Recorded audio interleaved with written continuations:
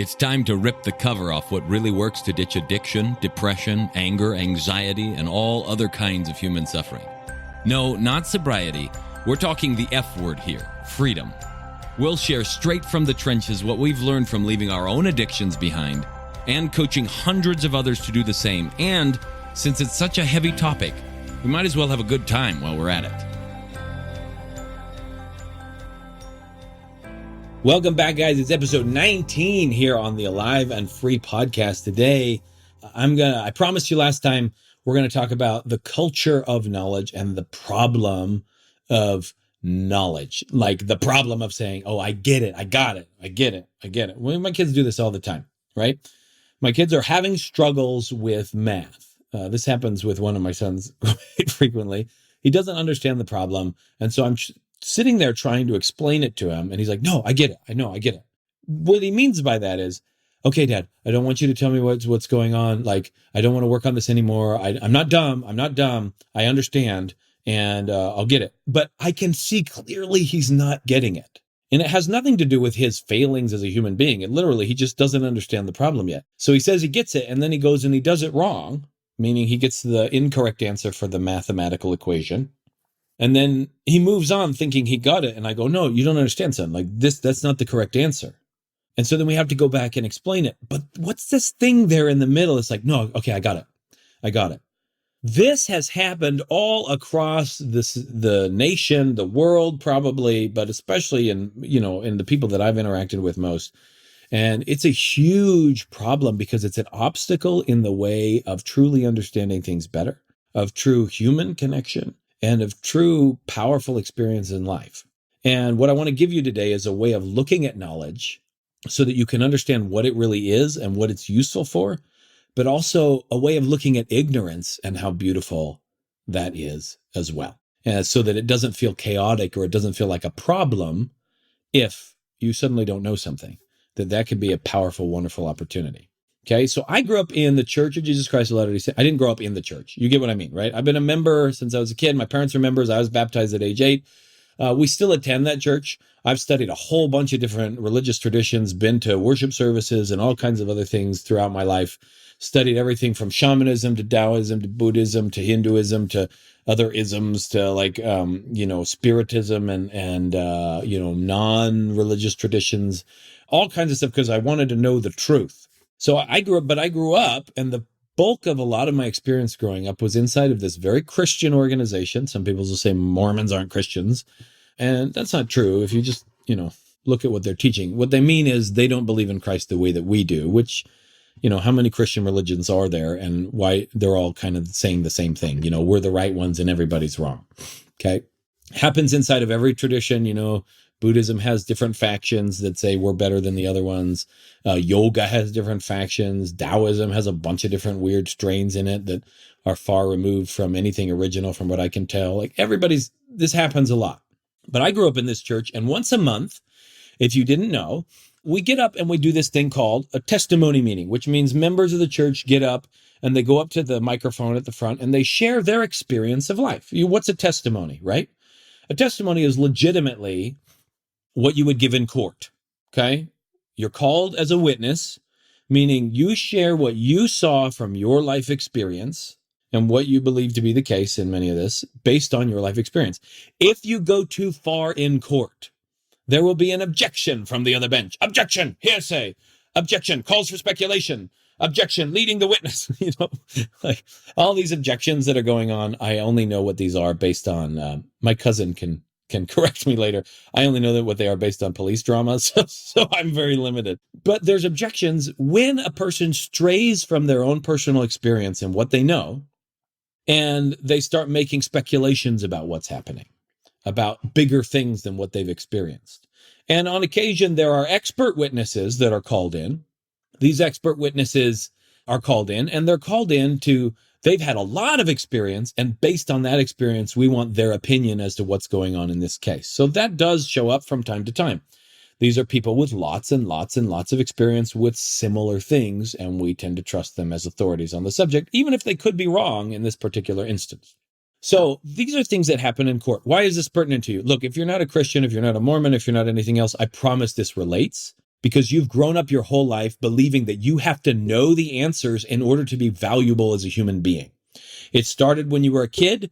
If your mom asked you why you did something and you gave her the right answer, she would reward you. If you didn't give her the right answer, she would coach you till you got the right answer, and then you would get the reward. Or maybe you're punished if you gave the wrong answer. If you didn't say sorry, you got punished. So you finally learned to say sorry so that you would have the right answer, right? You go to church and you have Sunday school classes, and they want what are ways that we can grow closer to God? They want you to say, read the scriptures. They want you to say, go to church. They want you to do this, that, or the other. You go to school and your teachers are telling you this is what history was like and these are the right answers. Guess what? Different countries teach it differently, and the right answers for you are not the right answers for them. But you learned that if you didn't have the answer, you got an F or a D or a C. And your answer needed to be top notch for you to get good grades. And by the way, having the knowledge and knowing the right answers is the thing that's going to get you into a good school, which is the thing that will get you into a good career, which is the thing that will save your life on this planet, because then you'll be able to make money and put food on the table. And then you'll have respect and a comfortable life because you know the right answers and you can help people with the right answers. And having the right answers will also help you in the next life because, oh man, I'm totally rattling here. Sorry. Breathe. Let your ears breathe for a second. Okay. In the next life, if I had the right answers, that means I get admitted to heaven and I did all the right things. So all of you, in one way, shape, or form, have been trained that you need to know, and that knowledge and having the right answers is the way to find success on this planet and success in the world to come. Whether you're Christian, whether you're Muslim, whether you're Hindu, whatever it is. Having the right answers, doing things the right way, that's all that matters. And so we have this meeting once a month in the church, and people get up and they share from their experiences. Now, I've been in meetings and satsangs with yoga gurus and other places where people get up and share their experiences too. And it's very similar. I had this powerful experience in my life, and I've just seen the results that doing this yoga has helped in my life. And I feel more at ease and I feel happier, and I'm not reacting to people as much. In the church, when I was growing up, the format was a little bit different. You get up and you say, I'd like to bear my testimony. Little kids learn this. I don't even know what bearing a testimony means, like bare your soul, because you can't have a testimony. A testimony is literally what you share. You don't own a testimony. You just have your experience. But you get up and you share this thing. And then they say, look, I know, and in the Mormon church, I know that Joseph Smith is a prophet. I know that God lives and he loves me. I know that the Book of Mormon is true. I know this, I know that, right? And kids just repeat those. And then adults will come up and they'll share personal experiences from their lives sometimes, and then end these experiences by saying, look, this is another evidence to me that God does this thing. Now, maybe a prosecutor would be like, objection, calls for speculation. Did you actually see God loving you at that moment? Did you actually see that the Book of Mormon was true? Or did you see that you simply had good feelings while you were reading it? That might be the case inside of a court of law. But inside of a group of believers, people getting up and saying these things makes them feel like they belong. It makes them feel like they have a purpose in their life, and it's comfortable. And I was talking to Jasmine about this a couple days ago. And this is legitimately true. I love my wife for the way that she thinks this way, because it's so beautiful. And I don't think this way, but it's so beautiful. She was like, look, I was thinking about this, Bob, and I realized, if somebody showed up and they're trying to prove to me that there is no life after this one, that none of this stuff exists, that God doesn't exist, whatever. If I thought that way, then I would just feel like this life is pointless. It wouldn't make me happy. It wouldn't make this life any better for me at all. And so whether or not I'm wrong, I choose to believe not because it's necessarily true. I mean, I don't know how it all works out, but because in believing, I feel like my life has a purpose, and I feel like there's something I'm doing here, and it brings me happiness and it brings me joy. That is a conscious use of belief. It is such a powerful use of belief. And if you have a belief, I suggest you use it consciously. Understand when you're believing something that you don't actually have evidence for beyond your good feelings about it. And when you know something, which means you do have more evidence than that for it, right? Understand the two. Belief is such a powerful, it is perhaps the most dangerous thing on the planet, because if you believe something blindly to be true and act on it, you can cause a lot of harm. The Crusades came from belief. The genocide of the Jews came from a belief from Hitler, who believed in a superior race. A lot of trauma and turmoil and all kinds of other stuff that has happened on this planet has happened because of belief systems used unconsciously. On the flip side, some of the most beautiful music, in my opinion, obviously, but ever created, came out of a belief system. I listen to Christmas music, and yes, there's nostalgia there, but there is powerful music. Sometimes I'll turn on like a Christian rock station, and some of the music there is so devotional and so powerful that came from a belief system. And so it's a powerful thing too. Used consciously, it can create such joy in your life, which is exactly how my wife is doing it. She understands that she believes, that she doesn't have concrete knowledge, but she believes it to be true. That flies in a court of law. This is what I believe to be true. Calls for speculation. That's great. I can speculate all you want. I believe it to be true because this improves my life. And ultimately, that's why people do the things they do. If you or someone you know is looking to drop the F-bomb of freedom in your life, whether that's from addiction or depression and anxiety or just anything that's making you feel flat out stuck, but you have no clue how to shake it and just want help doing it, head on over to liberateaman.com and book a call where we can look at your unique situation and give you the roadmap you've been missing. Why do people think about a next life? The next life. It's because in this life, it makes them feel like their life has a purpose, and it makes them feel better. And it makes them feel good that in the off chance that there is a next life, which most religious traditions believe, that, well, I've done some things to set myself up better for that. But that gives you comfort here and now. Why do people in business talk about legacy and making an impact on the earth and changing the world? They don't do it because they actually want to change the world. They do it because it makes them feel good. And the idea of changing the world makes them feel good. And the feeling they get from helping another person makes them feel good. They're doing it because it makes them feel good. Not necessarily because they have some dream to change the world. Now, somebody who's working like in Operation Underground Railroad and working on human trafficking is a huge problem. You know, obviously, like Tim Ballard, he believes that that's not okay, right? And I think most humans would accept that. Not all of them, obviously, or human trafficking wouldn't exist. But most of us on the planet accept that, I would assume. So he believes it's okay. Well, why is he working for it? Look, it makes him feel good. It literally does. It makes him feel good. And it gives him a sense of purpose and a sense of power. It's not like it's the easiest thing on the world to do. Not at all. But it literally gives him a sense of fulfillment.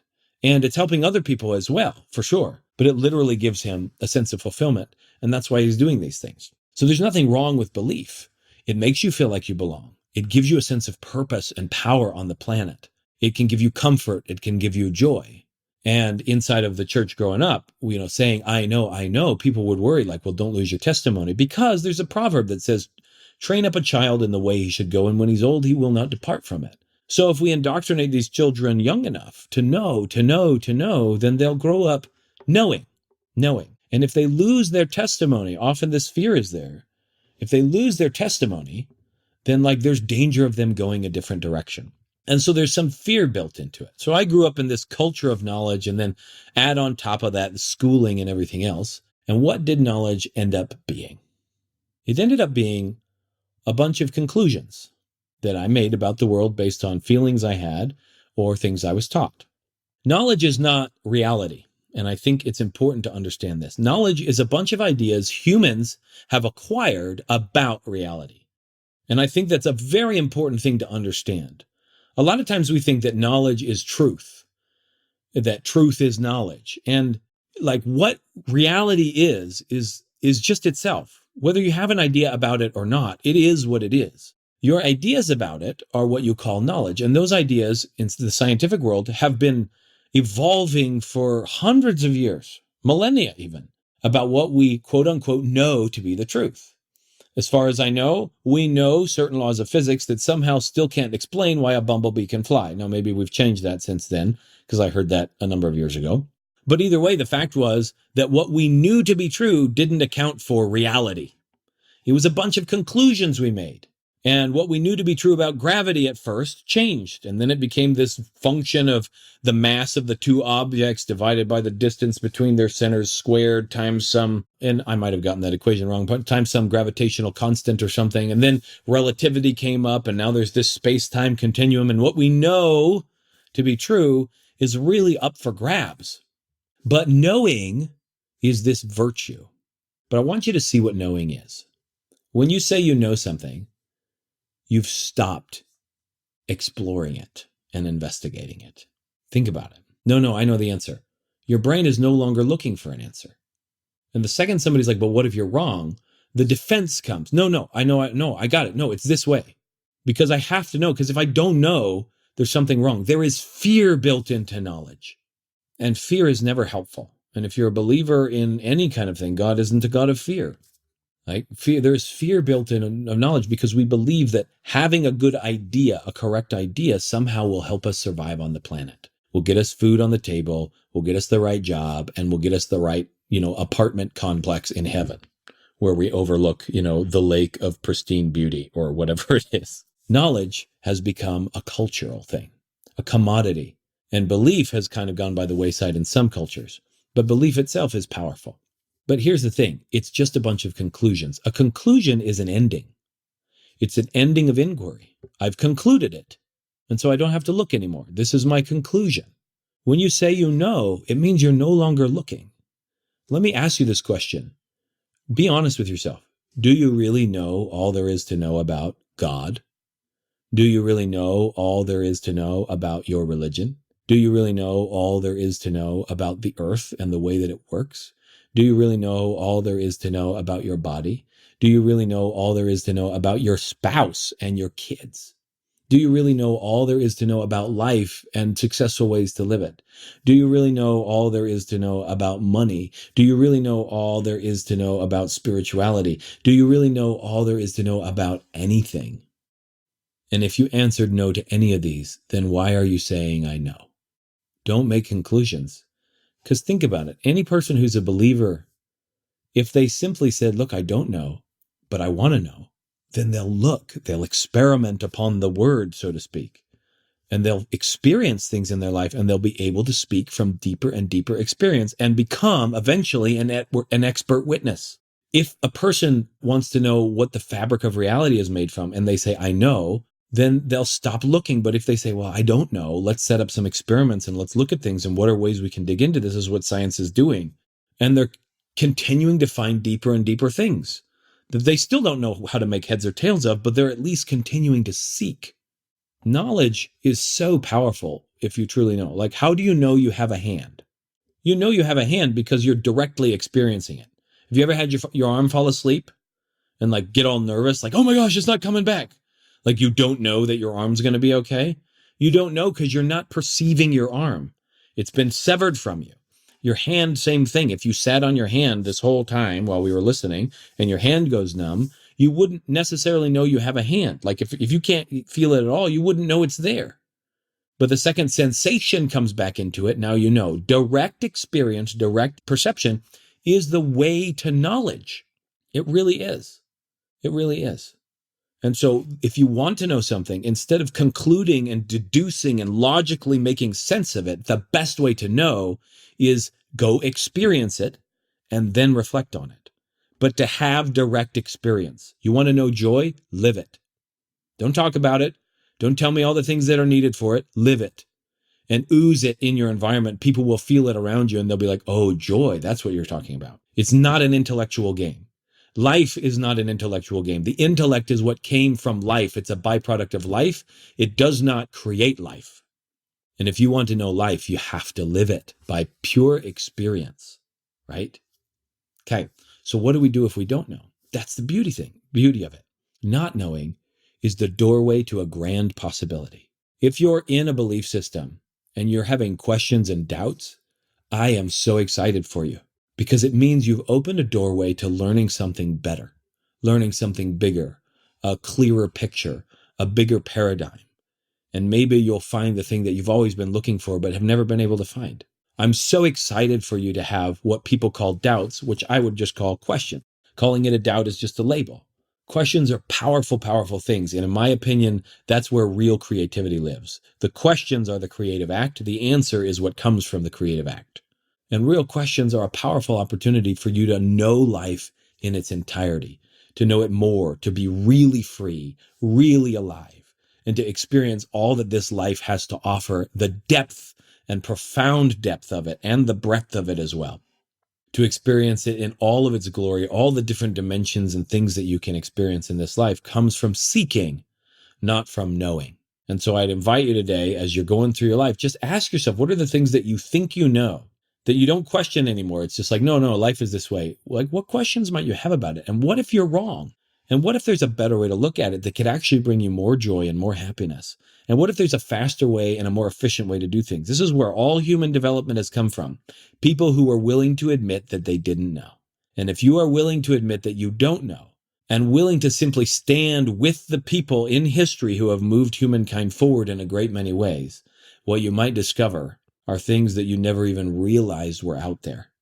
And you might discover a knowledge, meaning an experience of life at levels that you didn't know you could experience, because you were willing to simply ask a question and willing to admit that what you've experienced is beautiful and that there might actually be more out there that might even be more beautiful. So I'm excited for you on your questioning journey. And next time, I promised a while ago that I would share this with you. So I'll share you a little bit of a vision based on what human trafficking is, but also what needs to happen in this country. This is going to be relevant to you personally. I'll try to make it personally applicable. As always, remember, we're here to help you find aliveness and freedom. And yes, I do talk about addiction a lot, sometimes not so much, because we help people who are stuck in all different forms of life. Some people, they come to us, they're stuck in business, they're stuck in addiction, they're stuck in depression. They're just stuck in their life. Their spirituality's off. They've got a bunch of, accumulated emotional baggage from their past that they want to be free of. And they come to us and they go through processes and coaching and physical stuff that we put them through so that they can really be free and live life without having to know life. What if life is something you didn't have to make sense of? What if life was a gift, something you could just enjoy? So until next time. And that's it for today's Alive and Free podcast. If you enjoyed this show and want some more freedom bombs landing in your earbuds, subscribe right now at wherever you get your podcasts from. And while you're at it, give us a rating and a review. It'll help us keep delivering great stuff to you. Plus, it's just nice to be nice.